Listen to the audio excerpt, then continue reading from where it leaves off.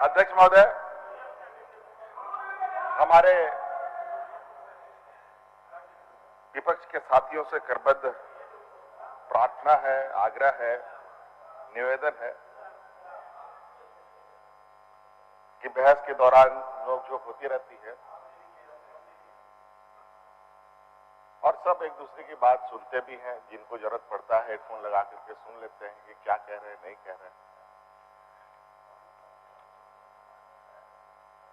मेरा आप लोगों से ये आग्रह होगा कि आज जो प्रस्ताव आया है, इस प्रस्ताव को आप लोग कृपया पूरा सुने और मैदान छोड़कर भागने का प्रयास न करें।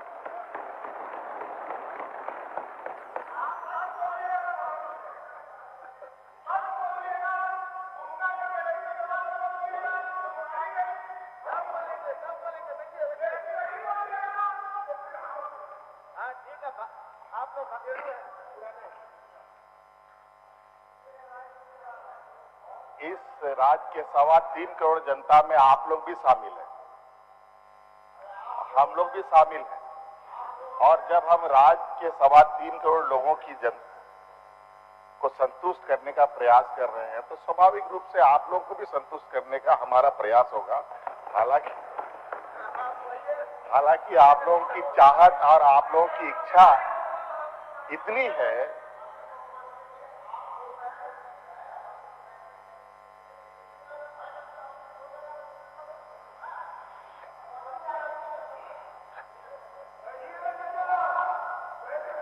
देखिए,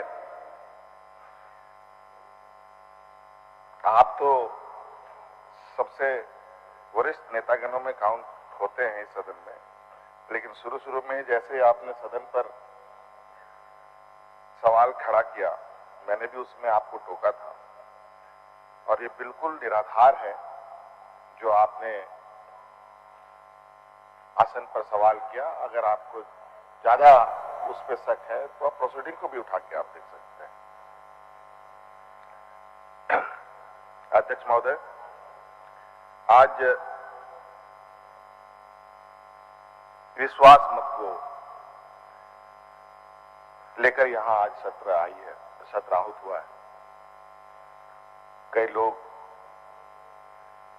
हमारे विपक्ष के साथी कह रहे हैं कि सरकार को बहुमत है तो विश्वास मत की क्या आवश्यकता है। अध्यक्ष महोदय,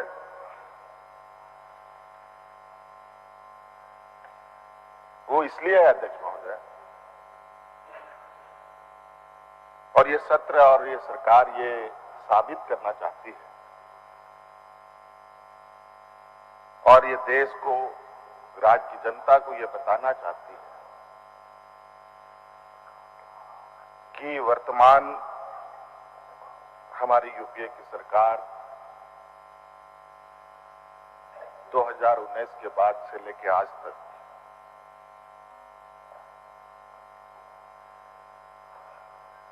कोरोना जैसे वैश्विक महामारी का भी मुंहतोड़ हम लोगों ने जवाब दिया। झारखंड जैसे पिछड़े राज्य को जिस तरीके से इस सरकार ने संभाला है और ये सौभाग्य हम सब लोगों को प्राप्त हुआ, यूपीए गठबंधन को ये प्राप्त हुआ कि ये महामारी हमारे सरकार के दौरान आई। अगर इनके दौरान आती तो पता नहीं यहाँ के गरीब, आदिवासी, दलित पिछड़ों का क्या होता, अध्यक्ष महोदय, यहाँ के मजदूरों का क्या होता, ये कहना बड़ा मुश्किल है।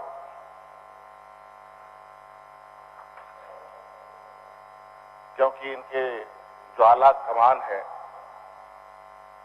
वो तो भाषणों में बोलते हैं कि हवाई चप्पल वालों को हवाई जहाज में चढ़ाएंगे। हवाई जहाज तो छोड़िए, सड़कों पर भी चलने लायक नहीं रखा उसको। भीख मांगने की स्थिति ले आई देश के अंदर। और स्थिति ये है अध्यक्ष महोदय, हम जब आज देश के 75वें वर्षगांठ मना रहे हैं और पूरे देश में जिस तरीके से झंडा लगाने का एक एजेंडा फिट करने लगा, किया गया। जिस तरीके से हमारे भारतीय जनता पार्टी के साथियों ने झंडा बेचने का काम किया है, ये भी पूरे देश को पता चला। अध्यक्ष महोदय, इन लोगों ने तो कोई कसर नहीं छोड़ा। अध्यक्ष महोदय, आप इससे अंदाजा लगा सकते हैं अध्यक्ष महोदय, देश को बेचने के साथ साथ इन लोगों ने झंडा भी बेचना प्रारंभ कर दिया। जीवन में कभी तिरंगा झंडा तो इन लोगों ने फहराया नहीं अध्यक्ष महोदय, लेकिन इस देश का लोकतंत्र को बेचने का लगातार 2014 से प्रयासरत है। अध्यक्ष महोदय, न खाएंगे न खाने देंगे का नारा लगाने वाले, सबका साथ सबका विकास का नारा देने वाले इनके आला कमान किसी का साथ नहीं देते, किसी को साथ लेकर नहीं चलते। सिर्फ और सिर्फ व्यापारियों की ये समूह व्यापारियों को मदद करने के लिए, वो भी चंद व्यापारियों को मदद करने के लिए पूरे देश को इन लोगों ने ताक पर रख दिया है। अध्यक्ष महोदय, आज गरीबों को पेंशन देने का इनके पास पैसा नहीं है अध्यक्ष महोदय, और ये कहते हैं कि सरकारें रेवड़ियां बांटती है। अध्यक्ष महोदय, व्यापारियों का कर्ज माफ होता है, 10-10 लाख करोड़ रुपए का कर्ज माफ होता है, उसको रेवड़ी बांटना कहते हैं। अध्यक्ष महोदय, अध्यक्ष महोदय, आप विगत 2014 से लेकर आज तक देखें अध्यक्ष महोदय, और इस राज अलग होने के बाद से इन लोगों ने जिस तरीके से सत्ता पक्ष में बैठकर इस राज्य की दुर्गति की है अध्यक्ष महोदय, उसका करारा जवाब इन लोगों को 2019 में इस राज्य की जनता ने दिया। अध्यक्ष महोदय, आज उसकी लाठी की दर्द इतनी दर्दनाक रही है अध्यक्ष महोदय कि उसका बर्दाश्त ये आज तक नहीं कर पा रहे हैं। जब राजनीतिक तौर पर ये हमसे नहीं सक रहे तो अपने संवैधानिक संस्थाओं को देश के गैर भाजपा शासित राज्यों में भेज करके वहां की लोकप्रिय सरकार को अस्थिर करने का प्रयास किया जा रहा है। अध्यक्ष महोदय, इनके ये ऐसे समूह के लोग हैं, मुझे आज उस कड़ी को मैं जोड़ रहा हूं जो मैं अभी हाल के दिनों में चीजें सामने आई। ये ऐसे मान्य सदस्य आसन से सुने अनुयायी अध्यक्ष महोदय, सुनिए जिनके मां बोल रहे सुनिए, बुलबुल के पंख में उड़ के जेल से बाहर निकलते थे, और वही ये लोग हैं जो ये यहाँ पर हाथी उड़ाने का काम करते थे। अध्यक्ष महोदय, अब बुलबुल के पंख में ये उड़ते हैं, हाथी में ये उड़ते हैं, सोने के थाली में ये खाना परोसते हैं, और यहाँ के लोग और इनकी सरकार में भाग करके लोग अपनी जान देने के लिए मजबूर होता रहा। अध्यक्ष महोदय, और जिस तरीके से आज हम लोगों ने काम किया है अध्यक्ष महोदय, अगर मैं वो गिनाना शुरू करूंगा तो इनकी लिखते लिखते इनकी स्याही खत्म हो सकते हैं। अध्यक्ष महोदय, अध्यक्ष महोदय,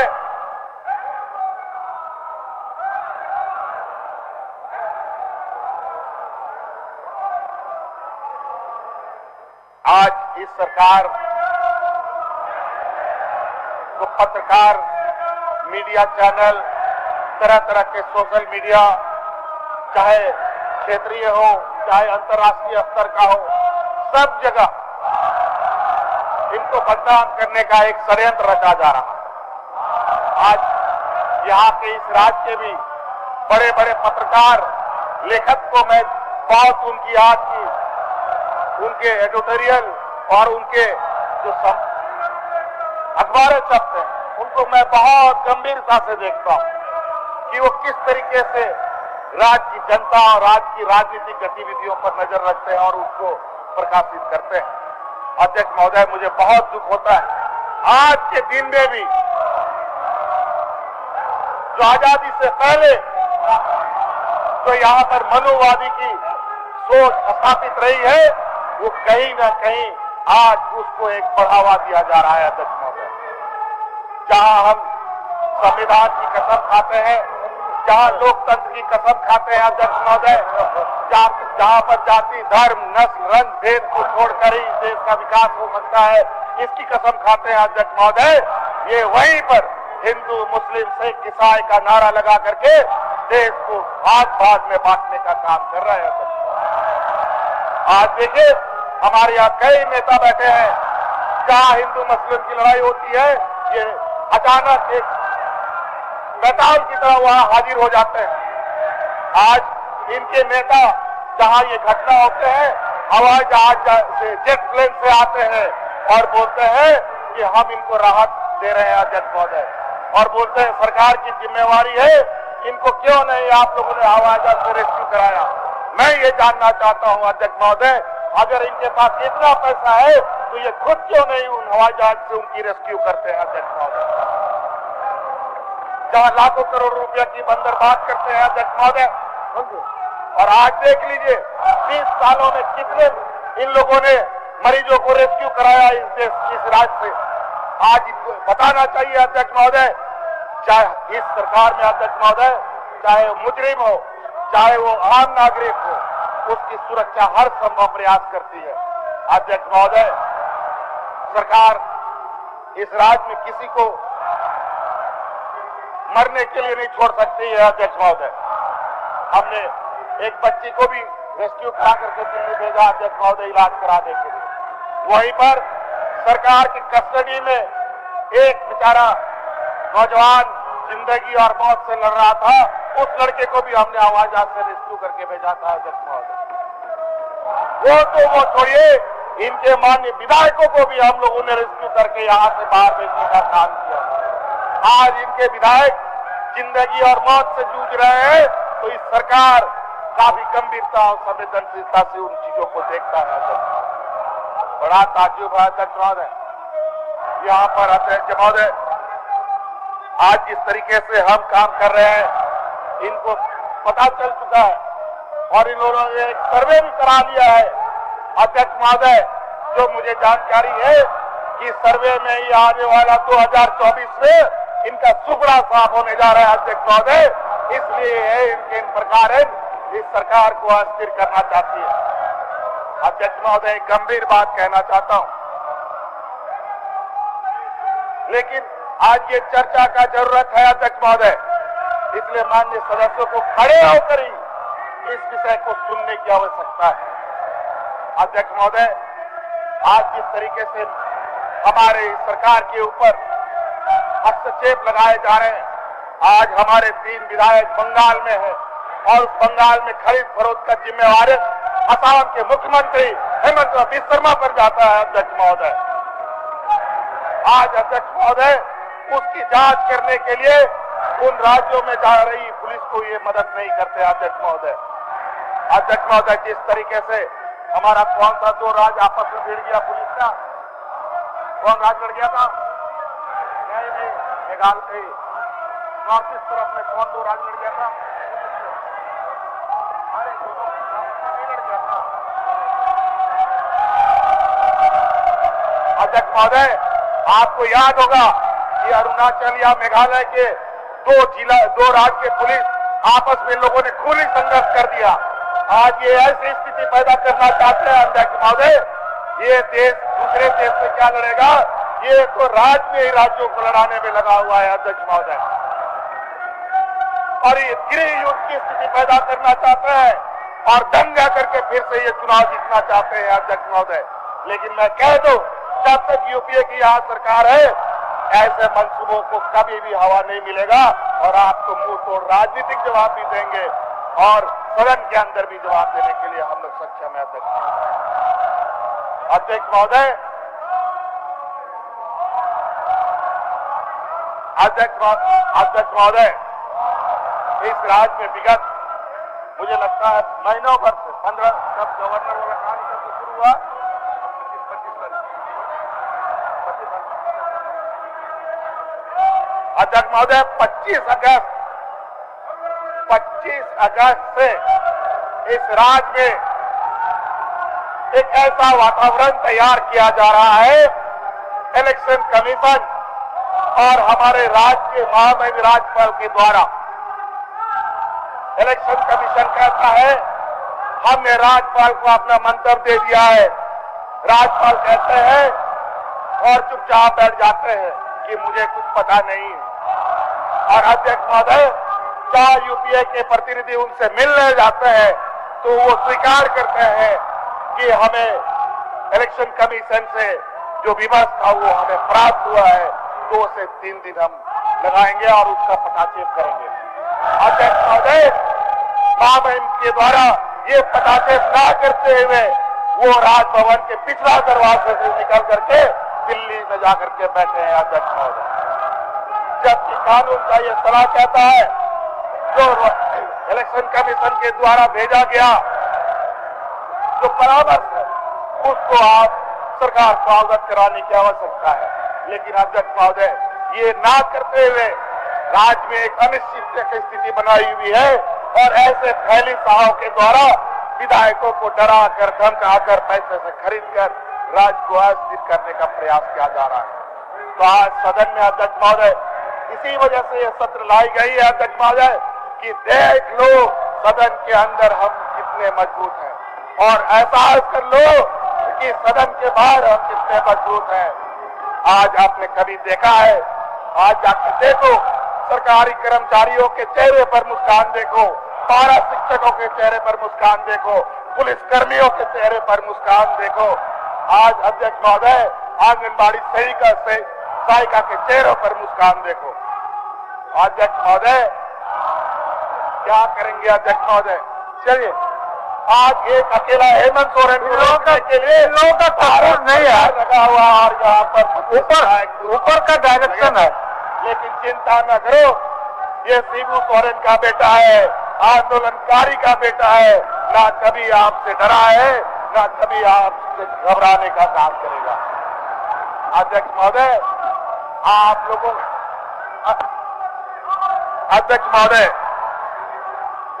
इनको बताना चाहिए भारत सरकार को हम लोगों ने सरना कोड भेजा है, उसका क्या हुआ वो बताओ। सरना कोड क्यों नहीं लागू हो रहा है?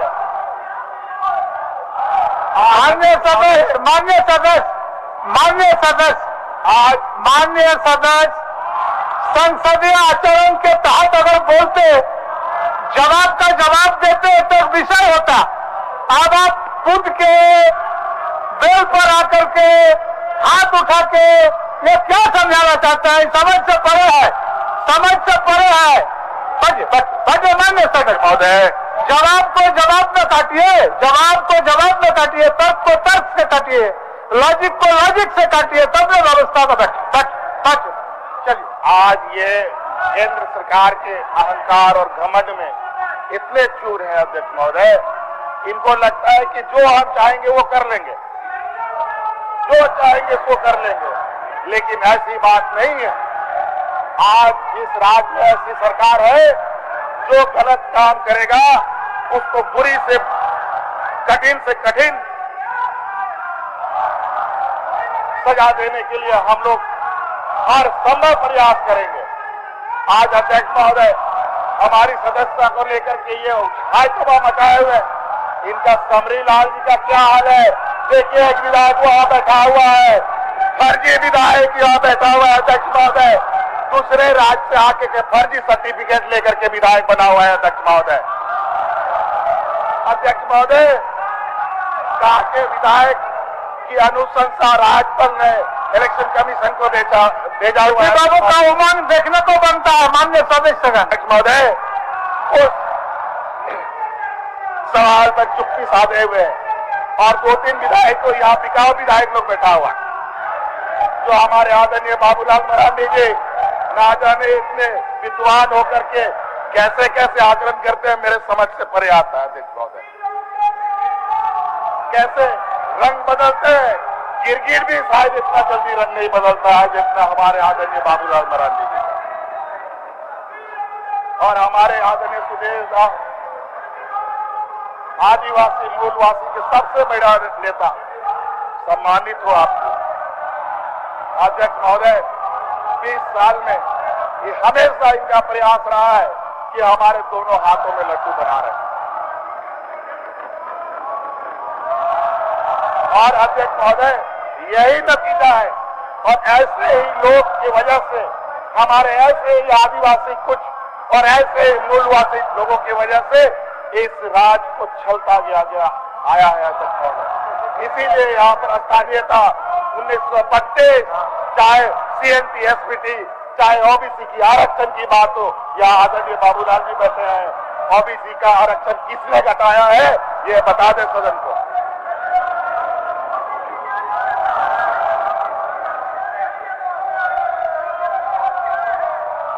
अध्यक्ष महोदय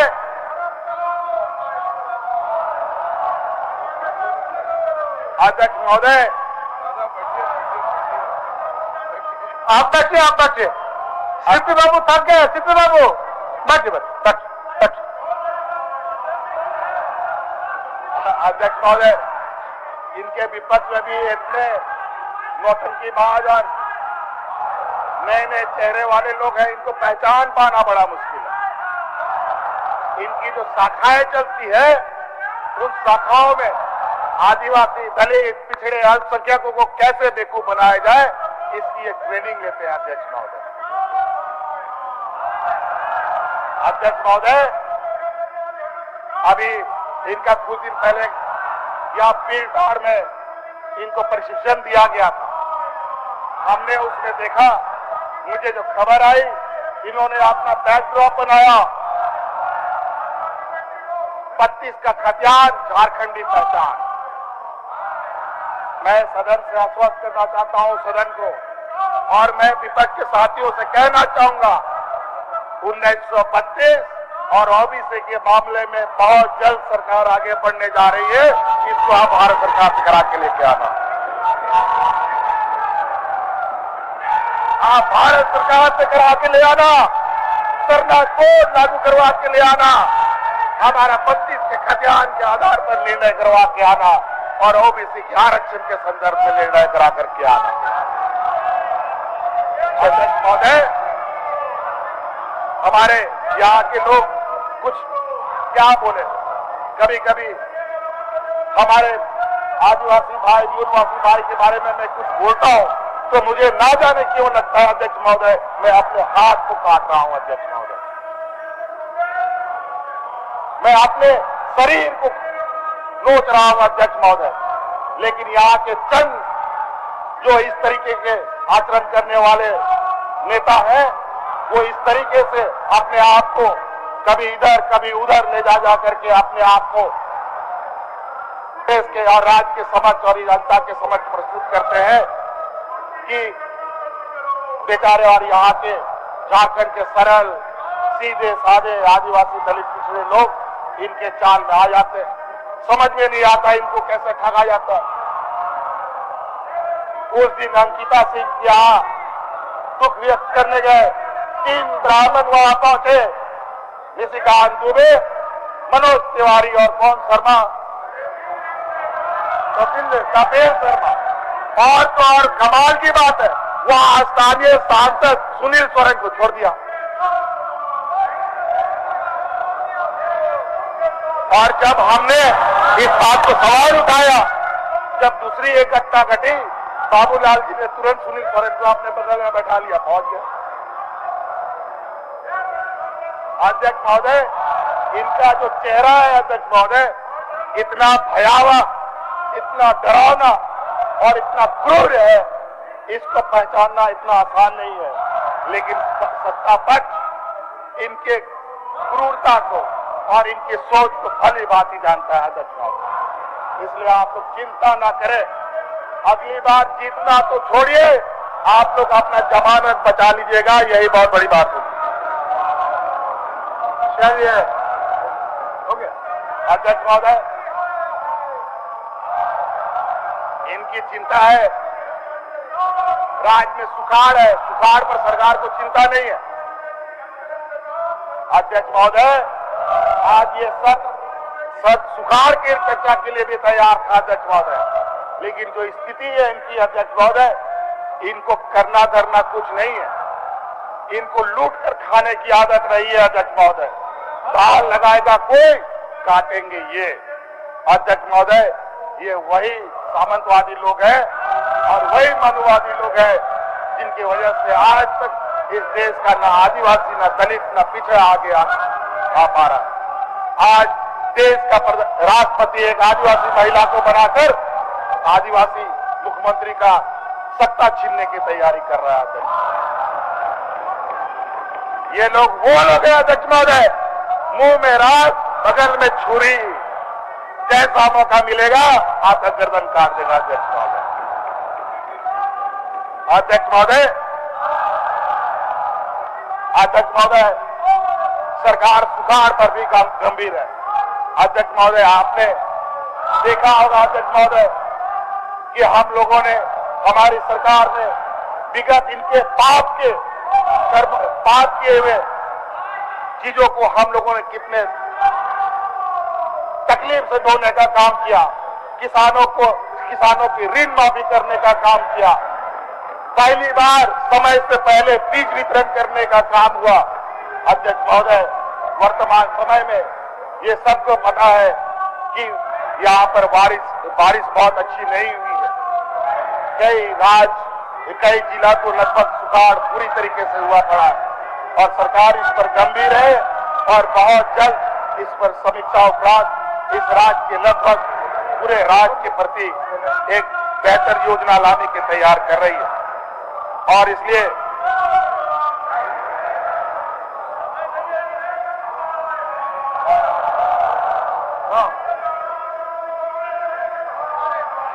अध्यक्ष महोदय और भी सुनेंगे और अध्यक्ष महोदय, इस राज्य में एक ही आदमी, माननीय सदस्य, एक ही आदमी सुन रहा है, खाली सीपी बाबू, बाकी कोई और लोग नहीं सुन रहा है। सीपी बाबू ही सिर्फ सुन रहा है। अध्यक्ष महोदय, जैसे भी हो सुन तो रहा है। ये खड़े हुए जमात 1985 का इन लोगों ने स्थानीयता परिभाषित किया। अध्यक्ष महोदय, हमारे आदरणीय बड़े भाई सुदेश जी यहाँ बैठे हुए और मौका जी मांग लो सदस्य हुआ करते थे। जब 85 का स्थानीयता घोषित हुई तो ताली बजा करके प्रेस कॉन्फ्रेंस करके कह रहे थे कि 85 का एक हथियार लागू सबसे बेहतर। अध्यक्ष महोदय, क्या मतलब अगर एक व्यक्ति की अगर हम इनकी पर्चियां खोलने लगे अध्यक्ष महोदय, तो ये सत्र एक दिन का नहीं 1 साल का भी करना पड़ेगा आपको। लेकिन आप लोग चिंता ना करें, आपको इस सत्र के माध्यम से ये दिखाना चाहते हैं, ये एहसास कराना चाहते हैं कि आप चोरी डकैती करने से कोई काम नहीं चलेगा, डराने धमकाने से काम नहीं चलेगा, खरीद बिक्री आप पैसे का ताकत ना दिखाए। अब इस राज्य की जनता जाग गई है और आने वाला समय में विधानसभा तो बाद में होगा, लोकसभा में इसका परिणाम आपको मिल जाएगा। अध्यक्ष महोदय, मुझे लगता है अध्यक्ष महोदय, भैंस के सामने बीन बजाना, इनके कान में नार कुछ भी नहीं रिंगने वाला। ये वो लोग हैं मुंह में राख, बगल में छुरी, और ऐसे चालाक चतुर लोगों के साथ बहस करना बहुत ज्यादा से भेद कर नहीं होगा। अध्यक्ष महोदय, सरकार की मंशा साफ है और हम चाहते हैं जो भी आपको हथियार चलाना है, जो भी आपके षड्यंत्र है, सामने से वार करो, पीठ पीछे वार करके क्या अपने आप को साबित करना चाहते हो? आप लोग आइए आमने सामने, और आज राज्य के महामहिम को भी इसका पता करना चाहिए कि राज्य के मुख्यमंत्री के ऊपर क्या आरोप लगे हैं और उसका पूरा मुंहतोड़ जवाब देने के लिए भी और उसका कानूनी जवाब देने के लिए भी सत्ता पक्ष पूरा तैयार और एकजुट खड़ा है। इसलिए चूहों की तरह ओछी काम मत करें, छोटे छोटे कुतरने का बड़ा काम करने का कोशिश कीजिए। और आज देख लीजिए राज्य की जनता के चेहरों पर आम नागरिकों के से बात करके जाके देखिए, दंगा करके किसी का भला नहीं हुआ। अध्यक्ष महोदय, आग लगा करके कभी भी राज्य का विकास नहीं हो सकता और देश का प्रधानमंत्री जो देश के आधे राज्यों से लड़ रहा हो, उससे द्वंद्व कर रहा हो, देश का खास विकास होगा। अध्यक्ष महोदय, इस देश में सबसे अधिक 90% ड्रग सप्लाई होता है तो अदानी के एयरपोर्ट से होता है, लेकिन कोई एडीसीबीआई नहीं जाता।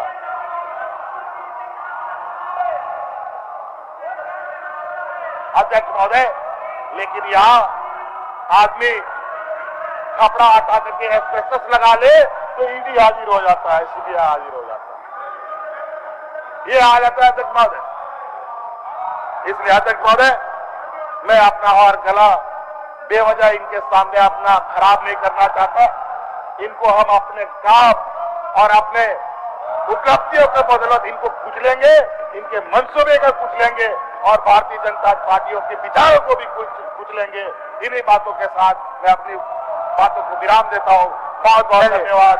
सबको जोहार। जय हिंद, जय झारखंड।